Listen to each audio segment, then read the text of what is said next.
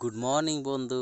আরেকবার নতুন ভিডিওতে চলে এসেছি অনেক দিন আগে দেখিয়েছিলাম আপনাদের রসুন লাগিয়েছিলাম 500 গ্রাম। ওই রসুন আজকে তোলা হলো, সবাই মিলে এই হয়েছে। তাহলে হিসাবে সেরকম ফলন করতে পারিনি। এই দেখতেই পাচ্ছেন প্রায় কত হবে, ওই 1.5-2 কিলো হবে, তার বেশি হবে না।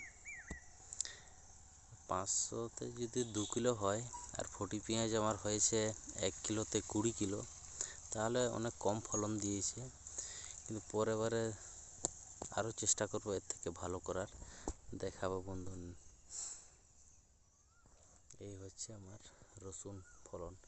1-2টো বেশ ভালো ফলন হয়েছে, কিন্তু বাকিগুলো অনেকটা দুর্বল, দেখতেই পাচ্ছেন।